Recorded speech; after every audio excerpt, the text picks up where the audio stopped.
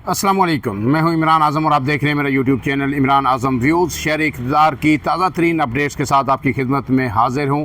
और सबसे बड़ी ख़बर जो इस वक्त शहर इक़्तिदार में है, जिस पर बात हो रही है, वो है 27वीं आइनी तरमीम। क्या ये आइनी तरमीम हो पाएगी? अगर हो पाएगी तो पाकिस्तान पीपल्स पार्टी समेत जो इत्तेहादी जमातें हैं उनका इसमें जो है रोल कितना होगा? क्या वो कोई मज़ामत का रास्ता इख्तियार करेंगी, या जिस तरह ये तवक्को की जा रही है कि सब कुछ जो है अफ़वाम तफ़हीम से हो जाएगा, ऐसा ही होगा? इस हवाले से तमाम जो आज की डेवलपमेंट है वो आपके सामने रखूँगा, लेकिन उससे पहले आपसे गुजारिश, अगर आप मेरे चैनल पर नए हैं तो इमरान आज़म व्यूज़ को सब्सक्राइब कीजिए, बेल का निशान ज़रूर दबाइए ताकि आपको वीडियोज़ बर वक्त मिलती रहें। वीडियो पसंद आए तो इसे लाइक और शेयर ज़रूर कीजिएगा। तो अब आते हैं आज की ताज़ा तरीन डेवलपमेंट पे। रात को पाकिस्तान पीपल्स पार्टी का कराची में जो CEC इजलास का जो पहला मरहला था, उसके बाद बिलावल भुट्टो ने जो मीडिया से मुख्तसर गुफ्तगू की, उसके बाद आज ये जो आइनी तरमीम थी इसको ब्रेक लग गई है वक्ती तौर पर। आज ये जो काबीना का इजलास था वहाँ इसे टेबल होना था और काबीना ने इसकी मंजूरी देनी थी, लेकिन आज फिर इसकी मंजूरी मौखर कर दी गई। और ना सिर्फ मौखर कर दी गई बल्कि उसके बाद जो है वज़ीर आज़म जो है आज़रबाईजान के दौरे पर भी रवाना हो गए। वहाँ वो उनके जो है यूम फ़तह की तकरीब में जो है शिरकत करेंगे। वफाकी वज़रा भी दिगर उनके हमरा हैं।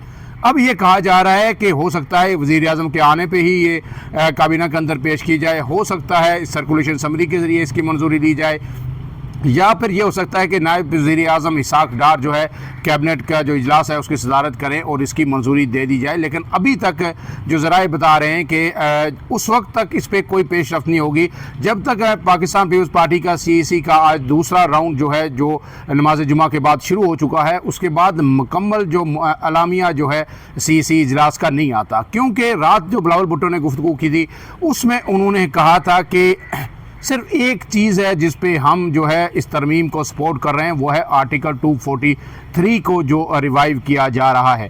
उसके अलावा जितनी चीज़ें हैं हम उन सब को मुस्तरद करते हैं।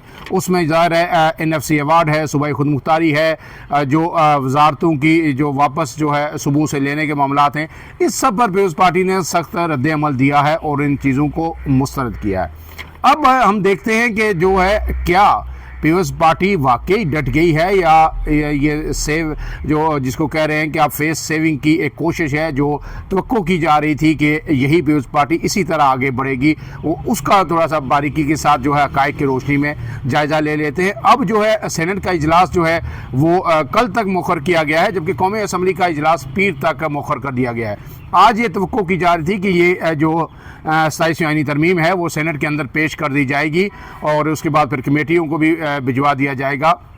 ऐसे में जब इस आइनी तरमीम की बात करते हैं तो जब हम नून लीग के लोगों से भी पूछते हैं, जो आम तरीन लोग असम्बली के अंदर मौजूद हैं, उनसे भी पूछते हैं कि भाई इसके 27वीं आइनी तरमीम में है क्या, तो वो कहते हैं हमें तो कुछ नहीं पता, आपको अगर कुछ पता है तो हमें बताएं। उनसे पूछा जाता है कि ऐसा क्यों है, तो उन्होंने कहा हमारे वफाकी वज़रा को भी नहीं पता कि इसके अंदर क्या है। तो बात मौलाना फजलुर रहमान की दुरुस्त मालूम होती है, जो उन्होंने जो है मोहसिन नकवी को जवाब दिया था जब उन्होंने कहा था कि 2 माह से इस पर काम जारी था। तो उन्होंने कहा था कि अगर मोहसिन नकवी इस पर काम कर रहे हैं तो इसका मतलब है फिर ये तरमीम कहाँ से आई और कहाँ इस पर काम हुआ, उसके बारे में मज़ीद कुछ कहने की ज़रूरत बाकी नहीं रहती। अब आते हैं उस सवाल पे कि क्या पाकिस्तान पीपल्स पार्टी वाकई डट जाएगी।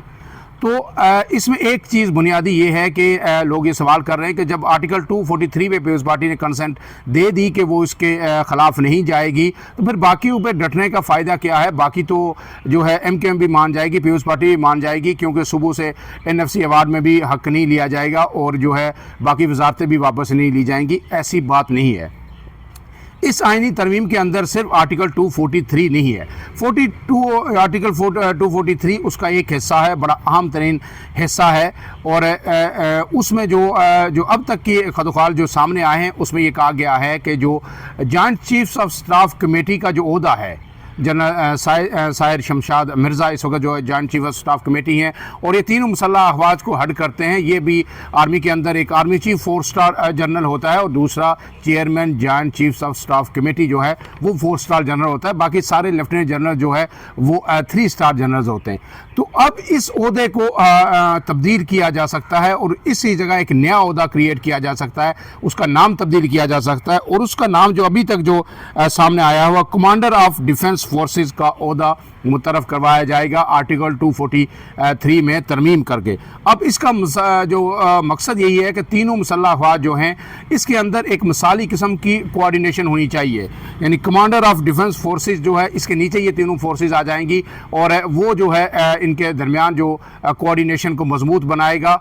और तीनों जो मुसल्लह अफ़वाज हैं, जब कोई भी कहीं से जारियत होगी, जंग होगी, तो वो बैक वक्त जो है अलाइन होकर जो है उसका रद्द-ए-अमल देंगी, जवाब देंगी।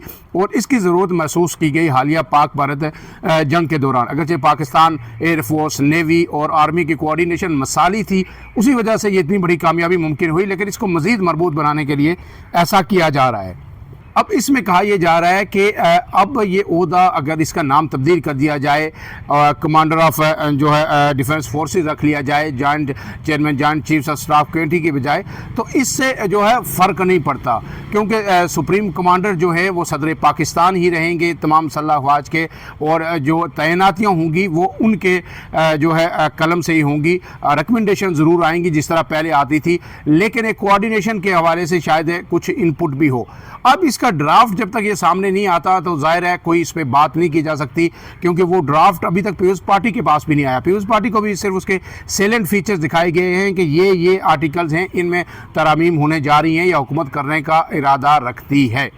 अब इसके साथ साथ दूसरी चीज़ ये है कि जो NFC अवार्ड है उसमें वाकई वफाक इस्टेब्लिशमेंट तवील अरसे से ये कोशिश कर रहा है कि ना सिर्फ उसमें सूबों का शेयर कम किया जाए, क्योंकि बार बार ये कहा जा रहा है कि तमाम अखराजात, डिफेंस अखराजात हों या कर्ज़ की अदायगी हो, कर्ज़ पर सूद की अदायगी हो, वो सारे एक्सपेंडिचर जो वफाक ने करने होते हैं, लेकिन वफाक के पास जो है पैसे ही नहीं बचते और सारे पैसे सुबह ले जाते हैं। फिर दूसरा ये कहा जाता है कि जो हेल्थ की वजारत है, एजुकेशन की वजारत है या मुख्तलिफ जो प्लानिंग की वजारतें हैं, इसमें जब आप सुबह सब अपने अपने जो डायरेक्शन में चलेंगे तो एक नेशनल जो कौमी हिकमत अमली है, नेशनल पॉलिसी फॉर्म नहीं की जा सकती।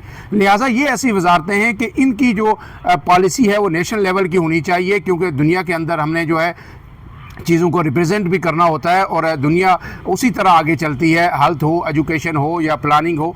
तो लिहाजा एक यूनिफॉर्म पॉलिसी फेडरल की सतह पर बननी चाहिए जिस पे अमल दरामद करना तमाम सूबों के लिए लाजमी हो, वरना जो है ये वजारतें जब सूबों के पास चली गई हैं तो सूबे अपनी अपनी पॉलिसीज़ बनाते हैं और अपनी अपनी डायरेक्शन में जो है वो चल रहे होते हैं, जिससे एक नेशनल जो आमांगी है उसका जो है फुकतान सामने में आ रहा है। अब पीपल्स पार्टी इस पे वाकई स्टैंड करेगी, जेन्युइन स्टैंड करेगी और किसी सूरत जो है इससे पीछे नहीं हटेगी, क्योंकि पीपल्स पार्टी समझती है कि 18वीं तरमीम में सूबाई खुद मुख्तारी दी गई, ये उसका क्रेडिट है, उन तमाम सूबे इस पर रजामंद हैं और इस पर जो है पाकिस्तान तहरीक इंसाफ के चेयरमैन का भी मौक़िफ़ आया है। बैरिस्टर गौर ने भी कहा है कि हम किसी तौर जो है इसको कबूल नहीं करेंगे कि सूबों से उनके इख्तियारात जो है अब वापस लिए जाएँ। तो अब इसमें पीपल्स पार्टी के साथ भी लोग अलायन हैं। मौलाना फजल रहमान की जो है जमात JUI जो है अभी एक आला सदा इजलास कर रही है, उसके बाद उनका मौक़िफ़ भी अब सामने आ जाएगा। लेकिन अब इसके साथ साथ जो है कि अगर आर्टिकल 243 के अंदर अमेंडमेंट की जाती है और ये पर्सन स्पेसिफिक है और कोई ऐसे इख्तियारात जो सदर से लेके या पार्लिमान से लेके या सियासी ये जो निज़ाम है इससे लेके किसी ऐसी शख्सियत को दिए जाते हैं, फील्ड मार्शल को दिए जाते हैं या आर्मी चीफ का जो ओहदा है उसको दे दिए जाते हैं, या ये जो कमांडर ऑफ डिफेंस फोर्सेस बनते हैं इनको दे दिए जाते हैं अपॉइंटमेंट्स की तकर्रियों के हवाले से, तैनातियों के हवाले से, तो फिर इस पर सवाल ज़रूर उठेगा। अब देखना है कि पीपल्स पार्टी इस आर्टिकल को सपोर्ट तो कर रही है तरमीम को, लेकिन अपना दामन इस सब से कैसे बचा सकेगी, पीपल्स पार्टी के लिए ये एक बड़ा अहम क्वेश्चन है और डेफिनेटली इस सब पर जो है आज कराची में गौर भी हो रहा होगा। अब इसके साथ आखिरी बात यह है कि इसमें एक आईनी अदालत का जो क़याम है उसके भी कुछ खदोखाल अब जो है ज़राए से सामने आना शुरू हो गए हैं और वो कहा गया है कि एक आईनी अदालत अलग से बनाई जाएगी और उसके लिए ये कहा जा रहा है कि वो सुप्रीम कोर्ट की इमारत से बाहर होगी अदालत। हो सकता है उसके लिए कहा जा रहा है कि हाई कोर्ट की बिल्डिंग में वो अदालत चली गई और हाई कोर्ट को अपनी पुरानी जगह पर जो है शिफ्ट किया जाए या किसी और बिल्डिंग के अंदर एक अलग अदालत कायम की जाए और उसमें इब्तदाई तौर पर जजेस की तादाद 7 से 8 रखी जा सकती है। और ये भी कहा गया है कि जनाब उसमें जो इस वक्त आईनी अदालत के सरबराह हैं जस्टिस अमीनुद्दीन, जो आईनी बेंच के सरबराह हैं, उनको जो है उस आईनी अदालत का चीफ जस्टिस भी बनाया जा सकता है। लेकिन ऐसे में कानूनी माहिरीन जो हैं वो ये कह रहे हैं कि जब ये सब हो जाएगा, तमाम आइनी मामलात जो है जब वहाँ पे चले जाएंगे, तो फिर सुप्रीम कोर्ट ऑफ पाकिस्तान की क्या हैसियत बाकी रह जाएगी? क्या सुप्रीम कोर्ट सिर्फ जो है ये फौजदारी और दीवानी मुकदमा जो हाई कोर्ट से अपीलें ऊपर आती हैं, क्या यही सुनने के लिए रह जाएगा?